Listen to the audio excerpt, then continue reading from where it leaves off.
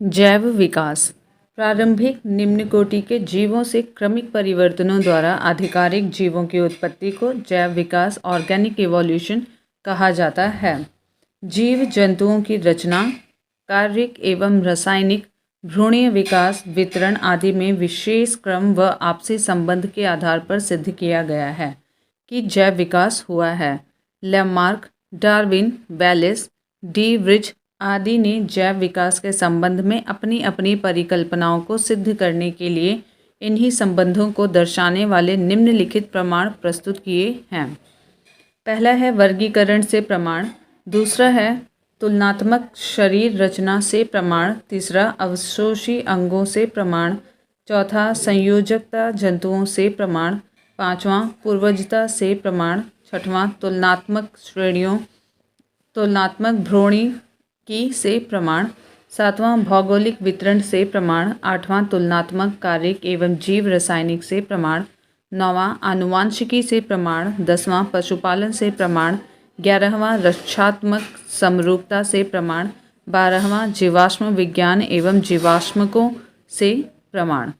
समजात अंग homologous organ ऐसे अंग जो विभिन्न कार्यों के लिए उपयोजित हो जाने के कारण काफ़ी असमान दिखाई देते हैं, परंतु मूल रचना एवं भ्रूणीय परिवर्धन में समान होते हैं, समजात अंग कहलाते हैं। उदाहरण के लिए सील के फ्लिपर, चमगादड़ के पंख, घोड़े की अगली टांग, बिल्ली का पंजा व मनुष्य के हाथ की मौलिक रचना एक जैसी होती है। इन सभी में ह्यूमेरस, रेडियो अल्मा और कार्पल्स, मेटाकार्पल्स आदि अस्थियां होती हैं। इनका भ्रूणिकीय विकास भी एक सा ही होता है, परंतु इन सभी का कार्य अलग अलग होता है। सील का फ्लिपर तैरने के लिए, चमगादड़ के पंख उड़ने के लिए, घोड़े की टांग दौड़ने के लिए तथा मनुष्य का हाथ वस्तु को पकड़ने के लिए अनुकूलित होता है। आगे है समरूप अंग एनालोगस ऑर्गन ऐसे अंग जो समान कार्य के लिए उपयोजित हो जाने के कारण समान दिखाई देते हैं, परंतु मूल रचना एवं भ्रूणीय परिवर्धन से भिन्न होते हैं, समरूप अंग कहलाते हैं। उदाहरण के लिए तितली पक्षियों एवं चमगादड़ों के पंख उड़ने का कार्य करते हैं और देखने में एक समान लगते हैं, परंतु इन सभी की उत्पत्ति अलग अलग ढंग से होती है। तितलियों के पंख की रचना शरीर भित्ति की भंज द्वारा, पक्षियों के पंख की रचना इनकी अग्रपादों पर परों द्वारा और चमगादड़ के पंख की रचना हाथ की 4 लंबी उंगलियों तथा धड़ के बीच फैली त्वचा से हुई है।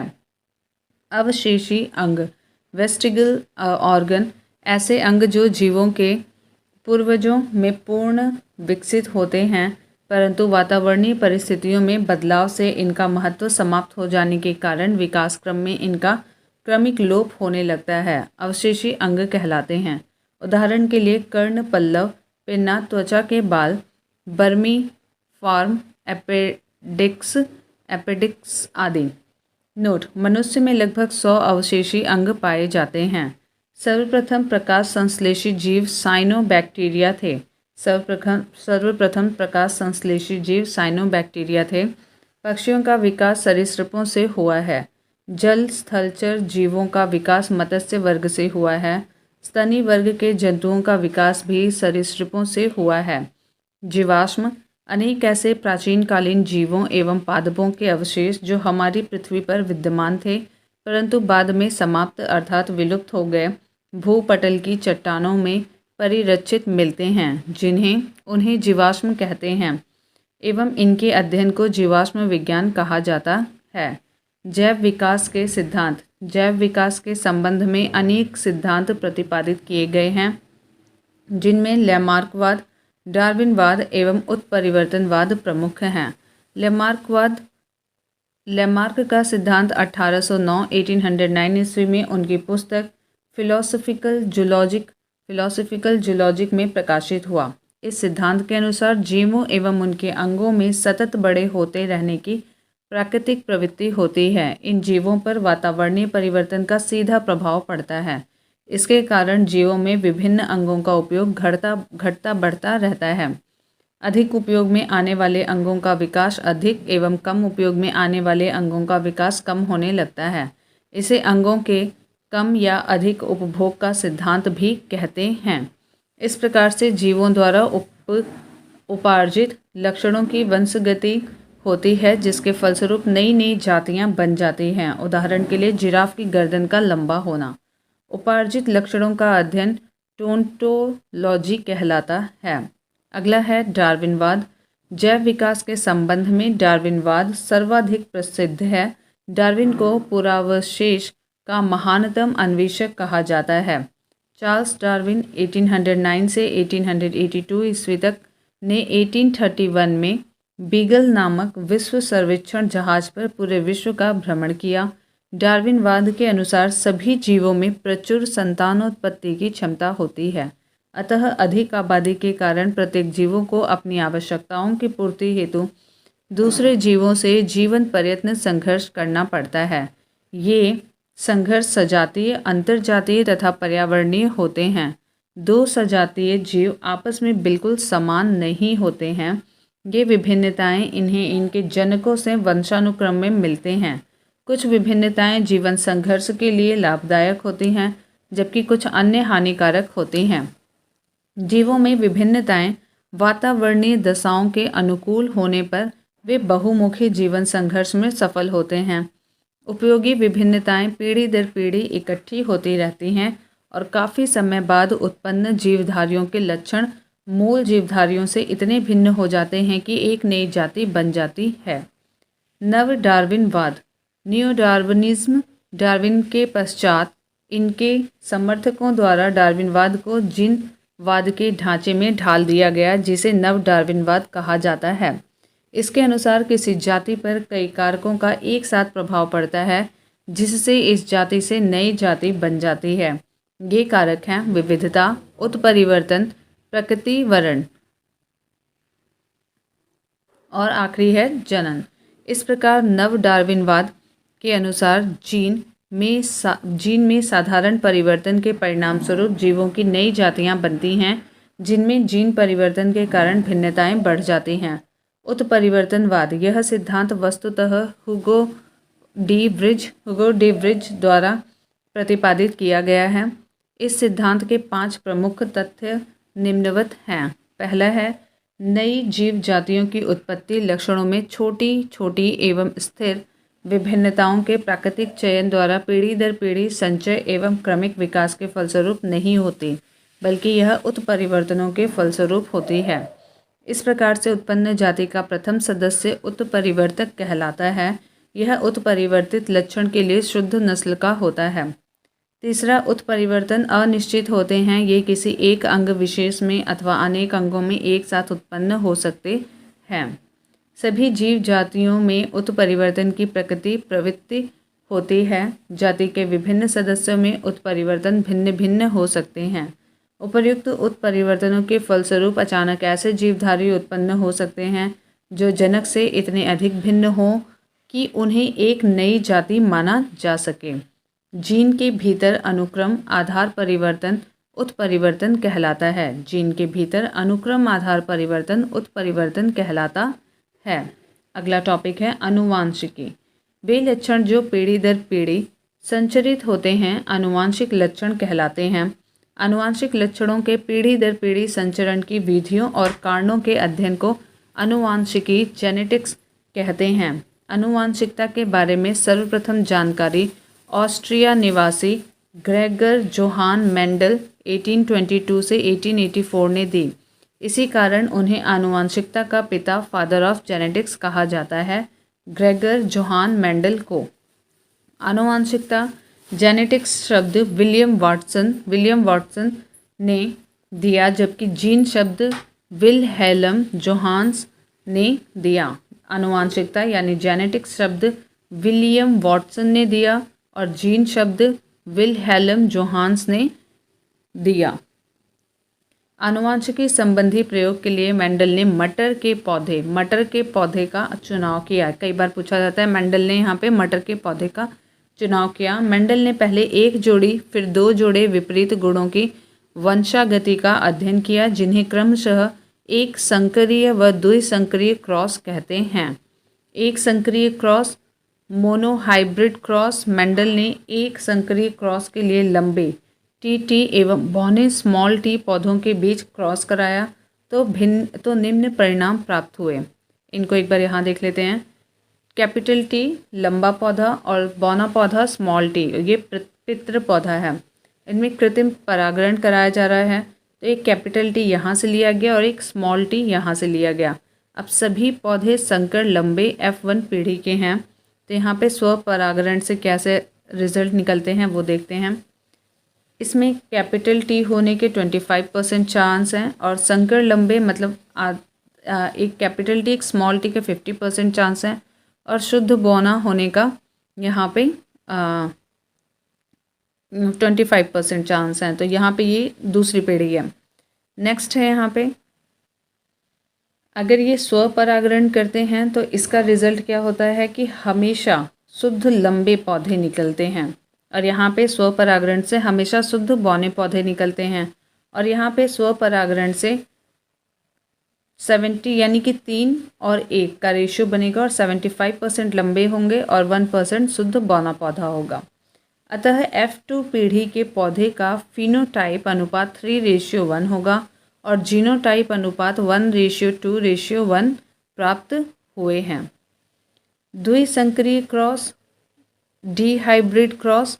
मेंडल ने द्विसंकरीय क्रॉस के लिए गोल तथा पीले बीज RRR और YY कैपिटल व हरे एवं झुर्रीदार बीज RR और YY से उत्पन्न पौधों को क्रॉस कराया और इसमें गोल एवं पीला बीज प्रभावी होते हैं। यहाँ पे इसे दिखाया गया है, एक बार इसे देख लेते हैं। गोल एवं पीला कैपिटल RR कैपिटल YY और झुर्रीदार तथा हरा RR YY। तो यहाँ पे कैपिटल RY लिया गया है गैमिट और यहाँ पे RY लिया गया है गैमिट। ये पैतृक पौधे हैं। तो यहाँ पे जब इनको मिक्स कराया गया है तो गोल तथा पीला संकर बीज बना है। Capital R capital Y i। स्व परागण से यहाँ पे बनते हैं सेम यही चीज़ें, गोल व पीला। यहाँ पे भी गोल व पीला आएगा। फिर यहाँ पे आगे है, एक बार आप इस चार्ट को अच्छे से देख लीजिए।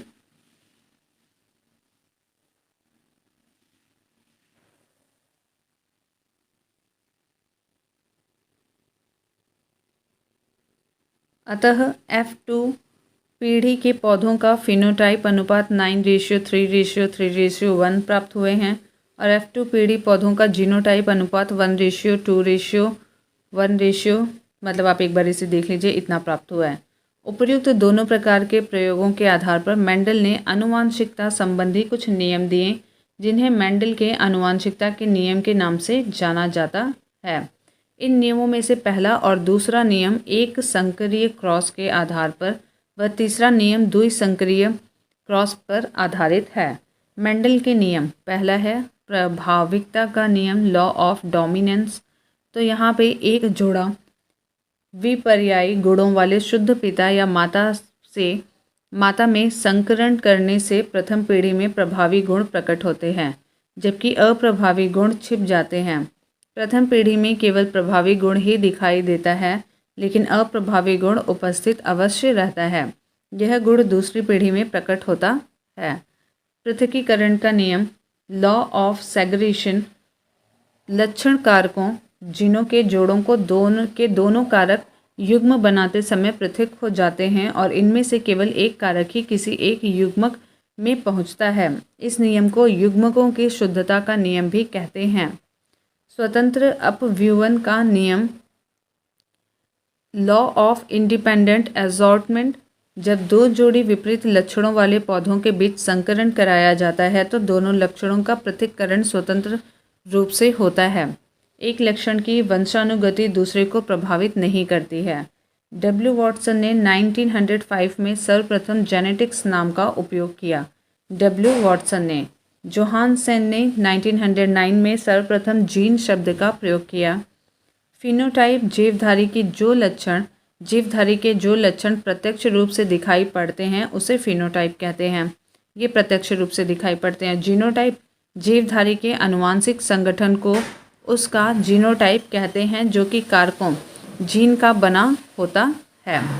युग्म विकल्पी एलील्स एक ही गुण के विभिन्न विपर्यायी रूपों को प्रकट करने वाले लक्षण कारकों को एक दूसरे का युग्म विकल्पी या एलील कहते हैं। सहलग्नता लिंकेज एक ही गुणसूत्र पर स्थित जीनों में एक साथ वंशगत होने की प्रवृत्ति पाई जाती है। जीनों की इस प्रवृत्ति को सहलग्नता कहते हैं, जबकि जीन जो एक ही गुणसूत्र पर स्थापित होते हैं और एक साथ वंशानुगत होते हैं उन्हें सहलग्न जीन लिंक्ड जीन्स कहते हैं। लिंग सहलग्न सेक्स लिंक्ड जीन्स लिंग सहलग्न गुणों को एक पीढ़ी से दूसरी पीढ़ी में ले जाते हैं।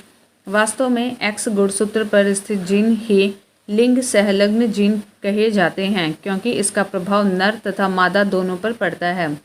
लिंग सहलग्नता की सर्वप्रथम विस्तृत व्याख्या मॉर्गन 1910 ने की थी। मनुष्यों में कई लिंग सहलग्न गुण जैसे रंग वर्णांधता, गंजापन, हीमोफीलिया, मायोपिया, हाइपरट्राइकोसिस इत्यादि पाए जाते हैं। लिंग सहलग्नता गुण स्त्रियों की अपेक्षा पुरुषों में ज़्यादा प्रकट होते हैं।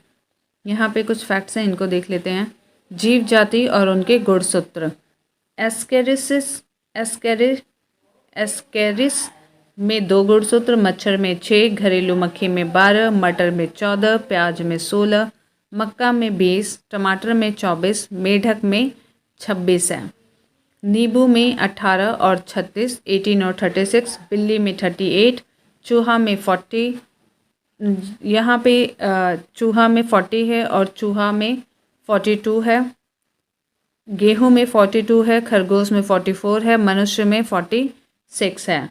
आलू में 48 है, चिंपैंजी में 48 है, तंबाकू में 48 है, घोड़े में 64 है, कुत्ते में 78 है और कबूतर में 80 है और टेरिडोफाइट्स में 1300 से 1600 तक है। मानव अनुवांशिकी में है ह्यूमन जेनेटिक्स। गुणसूत्र यानी कि क्रोमोसोम का नामकरण डब्ल्यू वाल्टेयर ने 1888 ईस्वी में किया था। गुणसूत्र क्रोमोसोम का नामकरण डब्ल्यू वाल्टेयर ने 1888 में किया था। गुणसूत्रों में पाए जाने वाले आनुवांशिक पदार्थ को जीनोम कहते हैं। जीन इन्हीं गुणसूत्रों पर पाया जाता है। और आगे है गुणसूत्रों के बाहर जीन यदि कोशिका द्रव्य में कोशिकांगों में होती है तो उन्हें प्लाज्मा जीन कहते हैं। 1956 में एस बेंजर द्वारा जीन की आधुनिक विचारधारा दी गई। इनके अनुसार जीन के कार्य की इकाई सिस्ट्रॉन, उत्परिवर्तन की इकाई म्यूटॉन तथा पुनः संयोजन की इकाई को रेकॉन कहा गया है। मानव में 20 आवश्यक अमीनो एसिड पाए जाते हैं। 20 आवश्यक अमीनो एसिड पाए जाते हैं। आर्थर कॉर्नबर्ग ने 1962 ईस्वी में डीएनए पॉलीमरेज नामक एंजाइम की खोज की, जिनकी सहायता से डीएनए का संश्लेषण होता है। मनुष्य में लिंग निर्धारण। मनुष्य में गुणसूत्रों की संख्या 46 होती है। प्रत्येक संतान को समजात गुणसूत्रों की प्रत्येक जोड़ी का एक गुणसूत्र अंडाणु के द्वारा माता से तथा दूसरा शुक्राणु के द्वारा पिता से प्राप्त होता है। शुक्र जनन स्पर्मेटोजेनेसिस में अर्धसूत्री विभाजन द्वारा 2 प्रकार के शुक्राणु बनते हैं। आधे वे जिनमें 23वीं जोड़ी का एक्स गुणसूत्र आता है अर्थात 22 + X, और आधे वे जिनमें 23वीं जोड़ी में Y गुणसूत्र जाता है 22 + Y। नारियों में एक समान प्रकार का गुणसूत्र अर्थात 22 + X वाले अंडाणु पाए जाते हैं। निषेचन के समय यदि अंडाणु X गुणसूत्र वाले शुक्राणु से मिलता है तो यह युग्मज या जायगोट में 23वीं जोड़ी XX होगी और इसमें बनने वाली संतान लड़की होगी। XX में संतान लड़की होगी। इसके विपरीत किसी अंडाणु से Y गुणसूत्र वाला शुक्राणु निषेचित होता है तो XY गुणसूत्र वाला युग्मज बनेगा और यह संतान लड़का होगा। XY संतान लड़का होगा। अतः पुरुष का गुणसूत्र संतान में लिंग निर्धारण के लिए उत्तरदायी है, परख नली शिशु के मामले में निषेचन परख नली के अंदर होता है। शिशु का प्रतित्व स्थापित करने के लिए DNA फिंगर प्रिंटिंग तकनीकी का उपयोग किया जाता है।